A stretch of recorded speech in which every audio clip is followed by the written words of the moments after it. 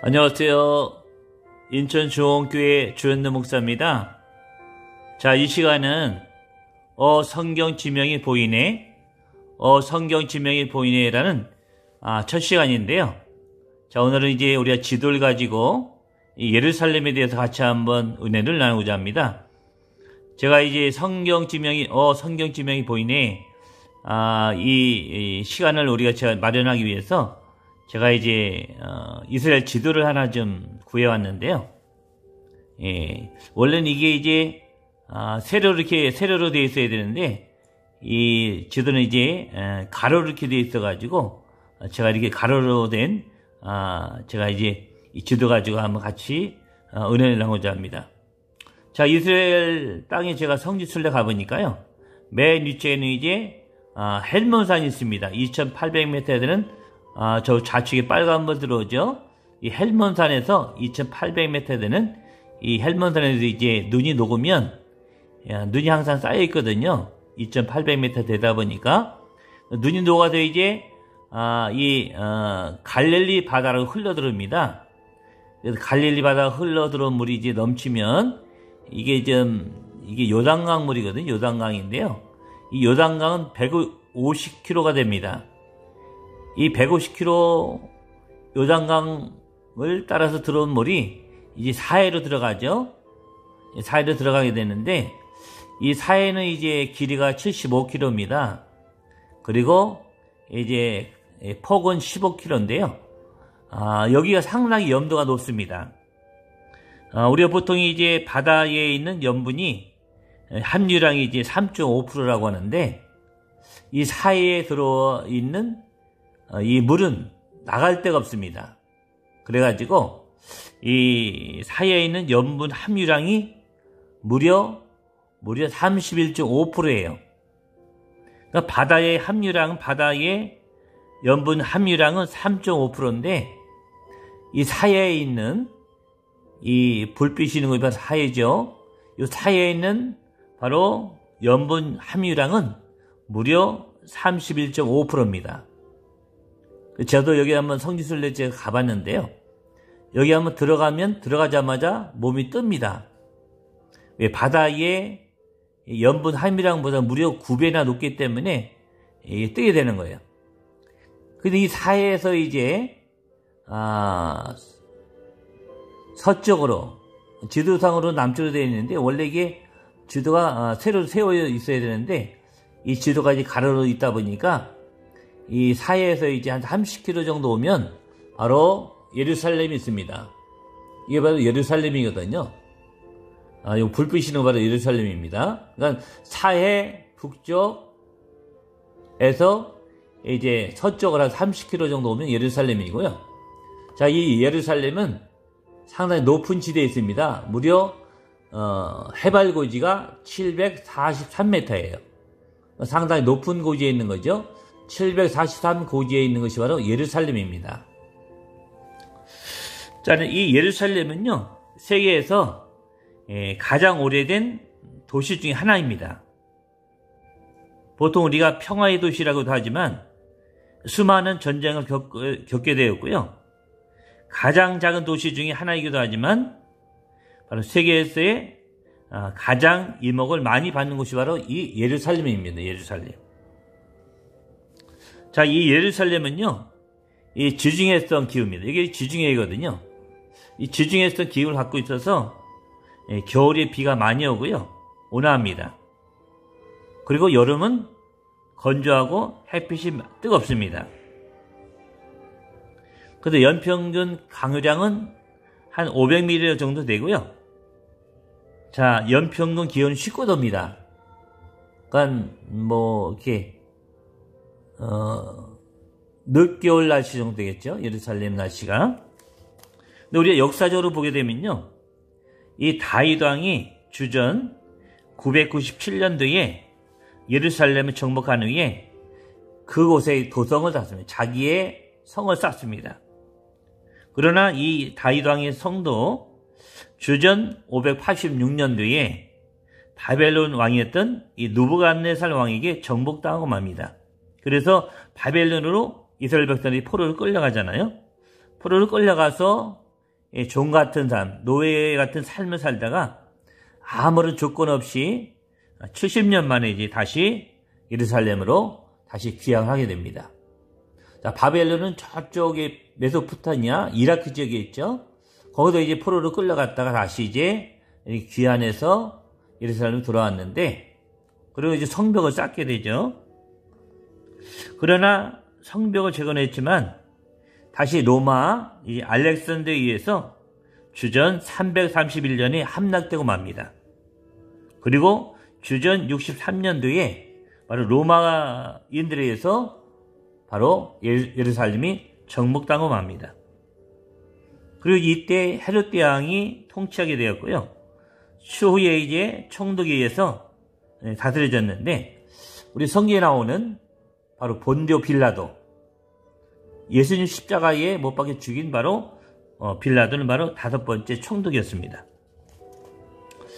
이 예루살렘은요, 한동안 이제 기독교인 또 모슬림 또 유대인들이 이 도시 출입을 허락받았지만, 이 10세기에 이제 모슬렘이 아닌 사람들에 대한 이 박해로 이제 십자군이 일어나게 되었습니다.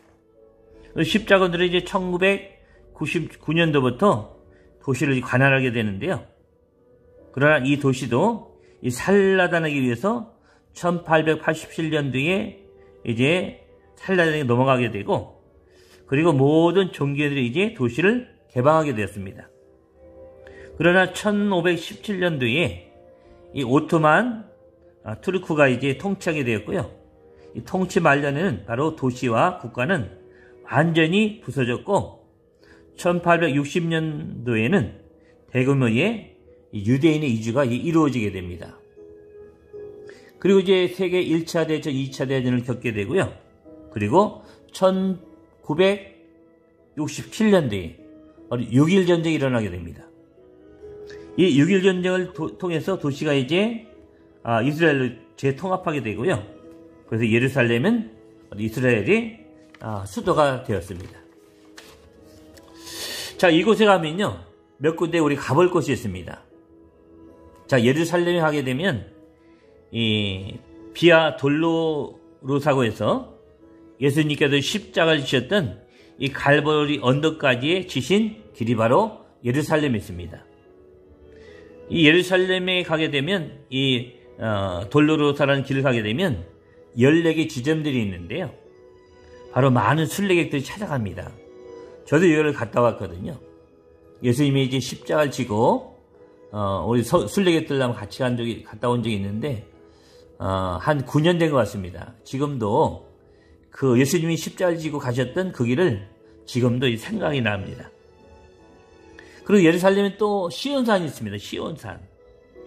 바로 예수님이 제자들과 함께 최후의 만찬을 가졌던 것이 바로 시온산이거든요.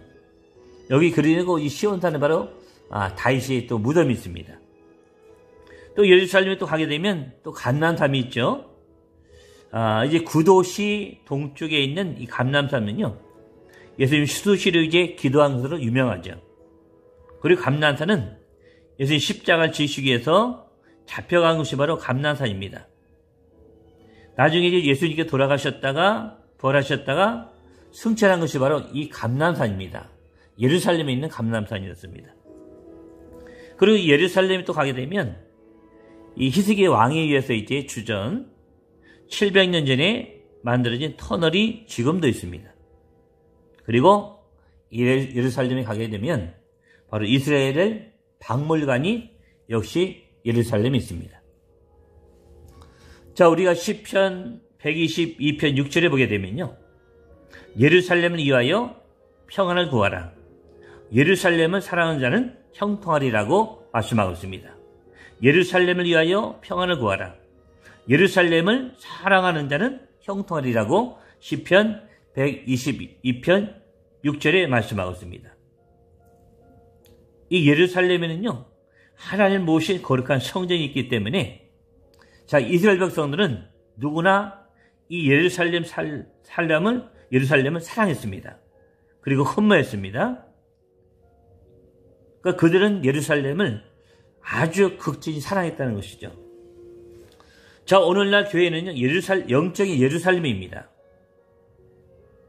그리고 우리 성도들은요, 예루살렘 선민들처럼 이 성도의 영적 예루살렘인 하나님의 교회를 사랑하고 흠모해야 됩니다.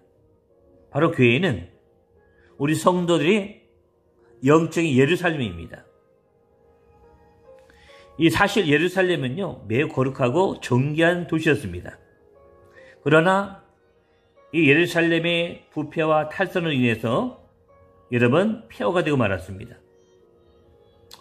이것은요, 바로 세상의 예루살렘이 영속적인 것이 될 수 없다는 사실이에요.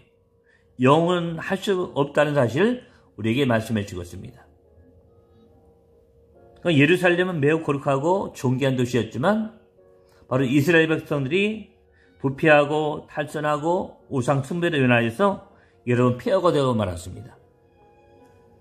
그러니까 세상의 예루살렘은 영원할 수 없다는 사실을 우리에게 영적으로 교훈해 주고 있는 겁니다. 우리 교회는 분명히 영적인 예루살렘입니다. 그러나 아무리 교회가 거룩하고 한다 할지라도 이 몸된 성도들의 이 부패하고 탈선을 위해서 교회가 무너질 수밖에 없는 겁니다. 얼마나 많은 교회들이 정력과 음력과 다툼으로 무너졌는지 모릅니다. 그러니까 이 땅의 교회도 무너질 수도 있다는 것입니다. 그리고 교회는요, 성도가 이 땅에 사는 동안에 천국을 사모할 수 있는 상징에 불과하다는 것입니다. 그러므로 우리는요, 교회를 중심으로 날마다 영원한 예루살렘을 사모해야 됩니다. 우리의 영원한 예루살렘은 어딜까요? 바로 하늘에 있는 천국입니다. 바로 천국, 우리의 영원한 영적인 예루살렘이라는 것이죠. 히브리서 12장 22절을 보게 되면, 그러나 너희가 이런 것은 시온산과 살아계신 하나님의 도성인 하늘의 예루살렘과 천만 천사와라고 말씀하고 있습니다. 히브리서 12장 22절에 그러나 너희가 이런 것은 시온산과 살아계신 하나님의 도성인 하늘의 예루살렘과 천만 천사라고 말씀하고 있습니다. 바로 하나님의 도성인 하늘의 예루살렘이 영원한 곳입니다. 이 땅에 있는 예루살렘은 영원하지 않다는 것입니다. 그러나 하나님의 도성인 하늘의 예루살렘이 많이 영원한 곳입니다. 그 영원한 하나님의 도성인 예루살렘에서 우리가 만나야 합니다.